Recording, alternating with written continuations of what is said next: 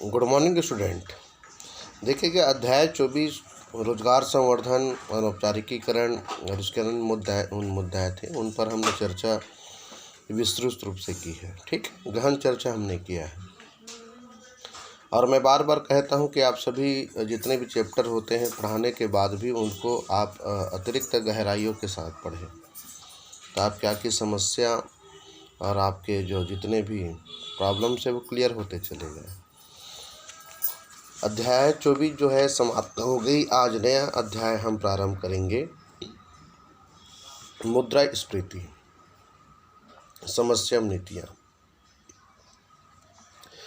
देखिएगा, मुद्रास्फीति जो होती है यानी मुद्रा के कीमत में या तो लगातार वृद्धि या तो फिर लगातार कमी, है ना। इसका सीधा सीधा अर्थ यही निकाला जाता है। देखिएगा, इसकी भूमिका में आता है कि मुद्रास्फीति जो है आर्थिक विकास की एक बहुत मुख्य समस्या है। अंग्रेजी भाषा के इन्फ्लेक्शन शब्द का अर्थ है फैलाव या वृद्धि, ठीक है, और मुद्रास्फीति का अर्थ है सामान्य कीमत स्तर में लगातार वृद्धि तथा मुद्रा की कीमत में लगातार कमी, है ना। सामान्यतः कीमत स्तर में वृद्धि का कारण है विद्यमान कीमतों पर उपलब्ध पूर्ति की तुलना में वस्तुओं और सेवाओं की मांग का अधिक होना, ठीक है, और इस मुद्रास्फीति की विवेचना अक्सर स्फीति खाई के रूप में की जाती है। दूसरे शब्दों में यह कहा जा सकता है कि मुद्रास्फीति वह परिस्थिति है जिसमें मुद्रा का मूल्य गिरता है अथवा वस्तुओं की कीमतें बढ़ती है। मुद्रास्फीति के कारण लोगों की वास्तविक आय में भी कमी होती है और इस अध्याय में भारत में मुद्रास्फीति से संबंधित कुछ मूलभूत विषयों की व्याख्या की गई है। यह मुद्रास्फीति के सूचकों, प्रवृत्तियों, कारणों तथा उसके प्रभाव की व्याख्या करता है एवं इसे नियंत्रित करने के लिए सुधारात्मक उपायों की व्याख्या भी करता है, ठीक है। तो ये मुद्रास्फीति जो होती है सामान्य कीमत स्तर में कभी कभी अधिक वृद्धि हो जाना या कभी कभी लगातार कमी को लाना, ये हम साधारण शब्दों में कह सकते हैं। मुद्रास्फीति के सूचक को अगर बात करें तो मुद्रास्फीति के 3 सूचक हैं, जैसे कि थोक कीमतों के निर्देशांक। थोक कीमतों के निर्देशांक से कीमत वृद्धि ज्ञात करने के लिए एक आधार वर्ष लेकर उसकी थोक कीमतों को 100 मानकर संबंधित वर्ष के थोक मूल्य में हुई सापेक्ष वृद्धि ज्ञात करके निर्देशांक निर्देशांक निकाला जाता है।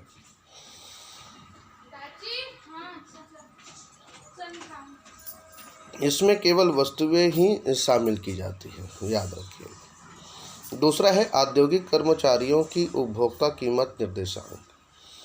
इस माप के द्वारा आधार वर्ष की तुलना में चालू वर्ष में औद्योगिक कर्मचारियों की जीवन निर्वाह लागत में होने वाले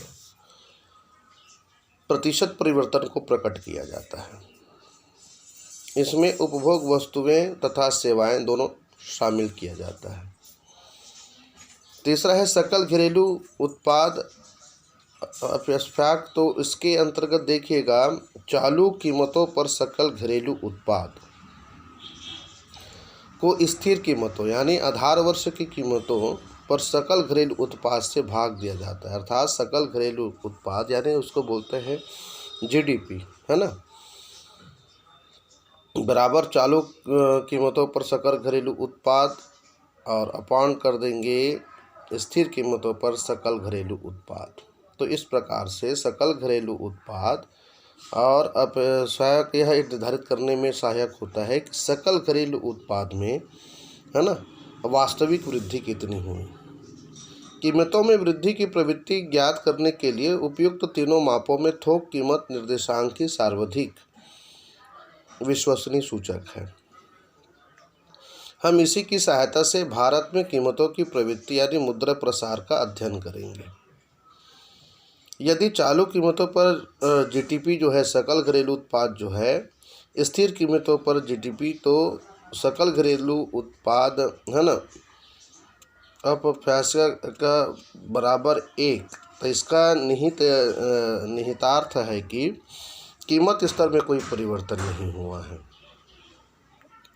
यदि जीडीपी अपव्यय का 2, तो इसका अर्थ है कि कीमत स्तर में 2 गुना वृद्धि हुई। यदि जीडीपी अपव्यय 4, तो इसका अर्थ है कि कीमत में स्तर में 4 गुना वृद्धि हुई है। तो हम इस तरीके से भी हम इसको देख सकते हैं। भारत में मुद्रास्फीति की जो प्रवृत्तियां हैं, देखिएगा, पहली योजना को छोड़कर मुद्रास्फीति ने प्रत्येक पंचवर्षीय योजना की अवधि के दौरान भारतीय अर्थव्यवस्था पर प्रहार किया है।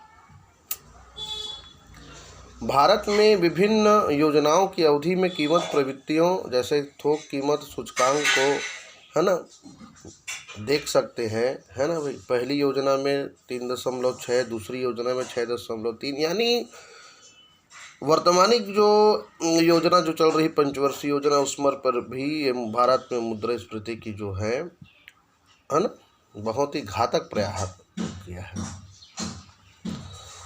तो ऐसे स्तर पर देख सकते हैं कि ये जो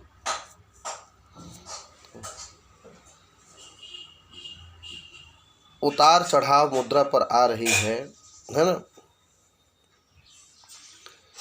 जिसमें जो तालिका दिखा रही है कीमत में औसत वृद्धि दर प्रतिशत में देख सकते हैं, उसमें 3 तालिका एक दर्शाती है कि पहली योजना के दौरान कीमत स्तर में परिवर्तन ऋणात्मक था, तथा दूसरी और तीसरी पंचवर्षीय योजना के दौरान कीमत स्तर में थोड़ी सी वृद्धि हुई। चौथी योजना के दौरान कीमत स्तर में बहुत अधिक 9% वृद्धि हुई। अतः केवल 9वीं योजना के दौरान कीमत स्तर में 3.9% की मध्यम दर की वृद्धि दर्ज की गई, और 10वीं योजना के दौरान कीमत स्तर में 5.04% की वृद्धि हुई। 11वीं योजना के दौरान भारी मात्रा में प्रभावित हो रही है। और इतनी ही यह सकल घरेलू उत्पाद जो है वृद्धि की प्रक्रिया के लिए एक चिंताजनक विषय है। और देखिएगा, मुद्रास्फीति के कारण क्या होते हैं, इस पर हम चर्चा करते हैं। फैलाव किस लिए होता है, वृद्धि किस लिए होती है,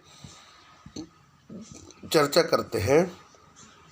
देखिएगा, भारत में मुद्रास्फीति के लिए अनेक कारण उत्तरदायी हैं, जिन्हें मोटे तौर पर 2 भागों में बांटा जा सकता है। पहला होता है मांग पक्ष कारक होता है, और दूसरा है पूर्ति पक्ष के कारक। मांग पक्ष और दूसरा पूर्ति पक्ष। देखिए, मांग पक्ष के कारक में देखिएगा, पहला है जनसंख्या में वृद्धि। सन 1991 में देश की जनसंख्या 36.1 करोड़ थी, जो बढ़कर सन 2001 तथा लगभग, है ना, 102.7 करोड़ पहुंच चुकी है। और जनसंख्या वृद्धि के अनुरूप वस्तु व सेवाओं के उत्पादन में वृद्धि नहीं हुई, जिससे मूल्यों में वृद्धि हुई। दूसरा है मुद्रा पूर्ति में वृद्धि, यानी मूल्य वृद्धि का सबसे महत्वपूर्ण कारण मुद्रा की पूर्ति में वृद्धि, और विगत 50 वर्षों में 34 गुने से भी अधिक मुद्रा की पूर्ति में वृद्धि हुई, जिसका अनुपात में मुद्रा पूर्ति में वृद्धि हुई है, और उस अनुपात में उत्पादन नहीं बढ़ा है, जिसमें कीमतों में वृद्धि हुई है। निजी व्यय में वृद्धि, ठीक है। तो निजी व्यय में वृद्धि यानी निजी व्यय निजी उपयोग तथा निजी विनियोग के कारण बढ़ता है, जिससे अर्थव्यवस्था में वस्तुओं तथा सेवाओं की मांग बढ़ने के कारण कीमतें बढ़ती हैं। विगत वर्षों में लोगों की जो आय बढ़ने व व्यावसायिक दशाएं अनुकूल होने के कारण निजी उपयोग या विनियोग दोनों ही बढ़े हैं, जिससे भी कीमतें बढ़ गई हैं। विदेशी विनिमय रिजर्व में वृद्धि, यानी 1970 के दशक के उत्तरार्ध तथा 1980 के दशक के पूर्वार्ध में विदेशी विनिमय रिजर्व आशातीत वृद्धि हुई, जिससे मुद्रा की पूर्ति बढ़ती है, ठीक है। और सरकार द्वारा आंतरिक ऋणों की अदायगी, यानी जब सरकार आंतरिक ऋणों की अदायगी करती है तो लोगों की क्रय शक्ति बढ़ती है, जिसका उपयोग वस्तु तथा सेवाओं की खरीदारी में किया जाता है। इससे मुद्रास्फीति हो जाती है। काला धन व संग्रह की प्रवृत्ति, यानी देश में काले धन व संचय की प्रवृत्ति जो है चोर बाजारी, मुनाफाखोरी, सट्टेबाजी आदि प्रवृत्तियों को बढ़ाया है, जिससे अनावश्यक कृत्रिम मूल्य वृद्धि को प्रोत्साहन मिलता है। घाटे की वित्त व्यवस्था।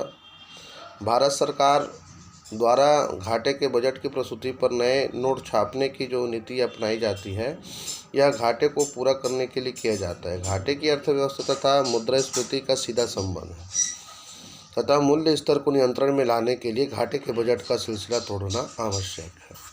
ये बहुत सारे कारण होते हैं मुद्रास्फीति के, ठीक है।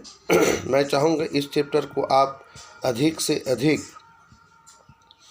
है ना, और गहराई से पढ़ें। बहुत ही इम्पोर्टेंट चैप्टर है और इससे रिलेटेड मैं क्वेश्चन भी दूंगा, ठीक है।